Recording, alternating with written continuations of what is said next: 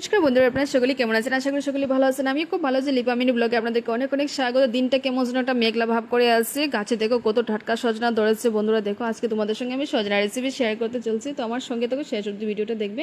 আলু আর করলা দিয়ে ভাজি করবো, আর সজনা করবো, আর ডিম কারি করবো। আদা রসুন পেঁয়াজ কাঁচা লঙ্কা এখানে আমি পেস্ট করে নেব, সজনার জন্য রেডি করেছি। আর এই সাইজের করে সজনা আলুটা কেটে আমি ধুয়ে পরিষ্কার করে রেখেছি। আর আদা রসুন কাঁচা লঙ্কাটা আমি এদিকে পেস্ট করে নেব। অল্প পরিমাণ হলুদ গুঁড়ো দিয়ে এটা মেখে নেব সজনা আলুটা। তারপর সব গুঁড়ো মশলা দিয়ে দেবো, যেহেতু আমি ঘরের খাবারগুলো বাচ্চাকে খাওয়াই। অল্প পরিমাণ মতো আমি মশলা ব্যবহার করি। ধনে গুঁড়ো, জিরে গুঁড়ো, হলুদ গুঁড়ো, লঙ্কা গুঁড়ো দিয়ে তারপর আদা রসুন পেস্ট দিয়ে মেখে তারপর অল্প পরিমাণ সরষের তেল দিয়েছি।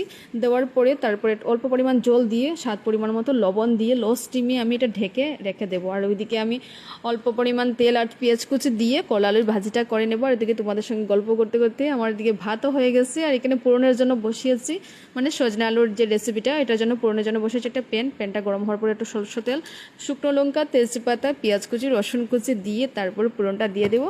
আর এই রেসিপিটাতে অবশ্যই সরষের তেলে করার চেষ্টা করবো বন্ধুরা, খেতে খুব দারুণ, একবার ট্রাই করবে।